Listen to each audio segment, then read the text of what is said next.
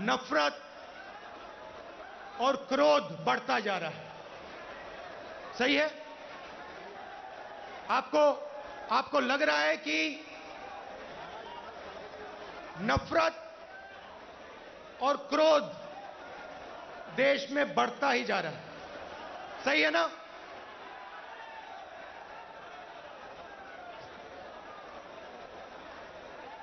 नफरत किसको होती है? भाइयों और बहनों, नफरत डर का एक रूप है।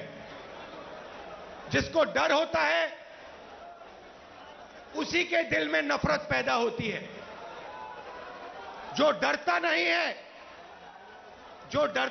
है, जिसको डर नहीं होता है, उसके दिल में नफरत पैदा नहीं होती है। तो भाइयों और बहनों, जब हम कहते हैं हिंदुस्तान में नफरत बढ़ रही है, उसी बात को दूसरे तरीके से कहना कि हिंदुस्तान में डर बढ़ता जा रहा है। किस चीज का डर? भविष्य का डर, महंगाई का डर, बेरोजगारी का डर, यह बढ़ता जा रहा है। और इसके कारण हिंदुस्तान में नफरत बढ़ती जा रही है। और नफरत से क्या होता है?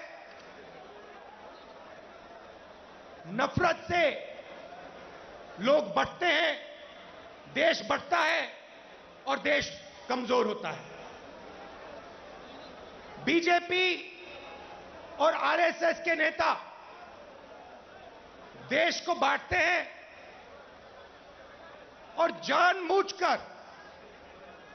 जानबूझकर देश में भय पैदा करते हैं, लोगों को डराते हैं और नफरत पैदा करते हैं। अब सवाल उठता है, ये किसके लिए करते हैं और क्यों करते हैं?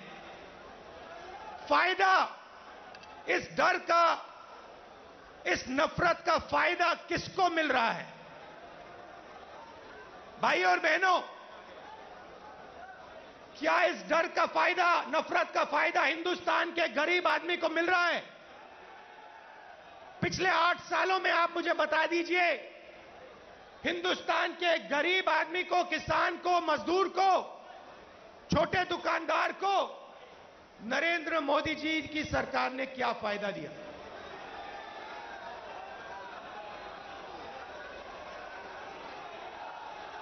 पूरा का पूरा फायदा, डर और नफरत का फायदा हिंदुस्तान के 2 उद्योगपति उठा रहे हैं। आप बाकी उद्योगपतियों से भी पूछ लो, वो भी आपको बताएंगे कि पिछले 8 साल में हमारा कोई फायदा नहीं हुआ, सिर्फ 2 व्यक्तियों का फायदा हुआ है। और देखने को मिल रहा है, चाहे एयरपोर्ट हो, चाहे पोर्ट हो, सड़कें हो,